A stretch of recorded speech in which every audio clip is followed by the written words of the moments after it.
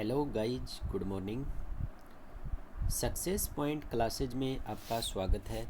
24 मई 2020 के महत्वपूर्ण current affairs start करते हैं।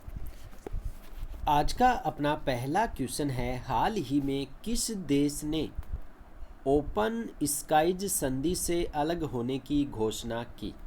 तो यह कौन सा देश है जिसने ओपन स्काई संधि से अलग होने की घोषणा की है? तो पहले क्वेश्चन का आंसर रहेगा अमेरिका। तो अमेरिका द्वारा यह घोषणा की गई है। अब अपन को समझना है कि ये ओपन स्काई संधि क्या है। तो देखो, ओपन स्काई संधि के तहत यह साइन की गई थी 1992 में। कब साइन किए गए थे? 1992 में ये साइन की गई थी। इस संधि में टोटल 35 देश हैं। कितने देश हैं? इसमें टोटल 35 देश शामिल हैं। भारत इसमें शामिल नहीं है। अब ओपन स्काई संधि के तहत क्या है, इसको समझना है। ओपन स्काई संधि के तहत जितने भी ये 35 देश इसमें शामिल हैं, ये हवाई मार्ग से मॉनिटरिंग करना चाहते हैं, यानी कि दूसरे देश में हवाई मार्ग से मॉनिटरिंग करना चाहते हैं यहाँ कोई सैन्य गतिविधि चल रही है या नहीं। अब इसी के साथ बात हुई है अमेरिका की, तो ये भी याद रखना। अभी थोड़े दिन पहले मैंने आपको बताया था कि विश्व का सबसे गर्म ढाल ज्वालामुखी जिसकी खोज की गई वो कहाँ की गई है? अमेरिका में, और उसका नाम क्या है? हुआ होनू। अगला क्वेश्चन है, हाल ही में किस राज्य सरकार ने एवरीबॉडी विल गेट एम्प्लॉयमेंट योजना शुरू करने का निर्णय लिया? तो किस राज्य सरकार द्वारा यह निर्णय लिया गया है कि यानी कि प्रत्येक व्यक्ति को क्या हो? रोजगार मिले। तो ये निर्णय लिया गया मध्य प्रदेश के द्वारा। और इसी के साथ आप याद रखना, जो प्रवासी मजदूर हैं उनके लिए यह योजना शुरू की गई है और प्रवासी मजदूरों को मनरेगा के तहत रोजगार देने का निर्णय लिया गया है। अगला क्वेश्चन है, हाल ही में जम्मू कश्मीर लोक सेवा आयोग के अध्यक्ष किसे नियुक्त किया गया? तो जम्मू कश्मीर के लोक सेवा आयोग के अध्यक्ष कौन होंगे?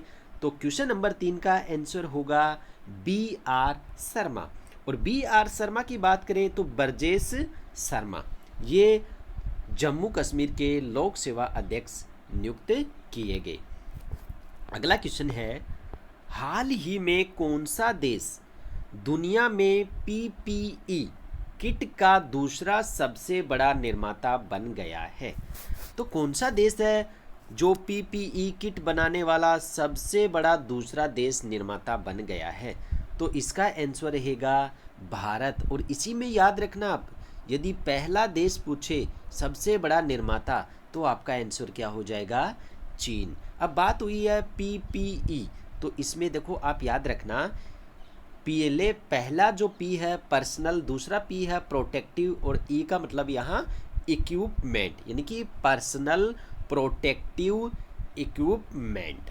हिंदी में बात करें तो PPE का मतलब होता है व्यक्तिगत सुरक्षा परिधान। व्यक्तिगत सुरक्षा परिधान। अगला क्वेश्चन है, हाल ही में किस संगठन ने world economic situation and prospectus report जारी की है? तो यह रिपोर्ट किसके द्वारा जारी की गई? तो क्वेश्चन नंबर 5 का आंसर रहेगा यूनाइटेड नेशन। यूनाइटेड नेशन के द्वारा यह रिपोर्ट जारी की गई है। और इस रिपोर्ट के अनुसार भारत की जो GDP है, कौन से वर्ष की? 2020-21 की, उसका अनुमानतः है 5.7%। लेकिन ये 2021 के बाद बढ़ने की आशंका है, 6% रहने का अनुमान है। अगला क्वेश्चन है, खुडोल पहल का संबंध किस राज्य से है? तो खुडोल पहल एक योजना शुरू की गई है, तो इसका संबंध पूछा गया है कि कौन सा राज्य से इसका संबंध है? तो क्वेश्चन नंबर 6 का आंसर रहेगा मणिपुर। मणिपुर का खुडोल पहल से संबंध है। इसे में याद रखना, जो खुडोल पहल है यह कोविड-19 के संबंधित एक पहल है, जिसके तहत क्या होगा कि यहाँ एक NGO है जिसका नाम है YAL ऑल इस एनजीओ की एक पहल है कोविड-19 के तहत। अगला क्वेश्चन है, विश्व कछुआ दिवस कब मनाया जाता है? तो विश्व कछुआ दिवस कब मनाया जाता है? 23 मई को। कब मनाया गया? 23 मई को मनाया गया है। कछुआ प्रजाति को सुरक्षित रखने के लिए यह दिवस हर साल मनाया जाता है, उनकी सुरक्षा करने के लिए, प्रजाति को बचाने के लिए। अगला क्वेश्चन है, हाल ही में राष्ट्रमंडल दिवस कब मनाया गया? तो राष्ट्रमंडल दिवस है, ये कब मनाया गया? तो इसका आंसर रहेगा 24 मई।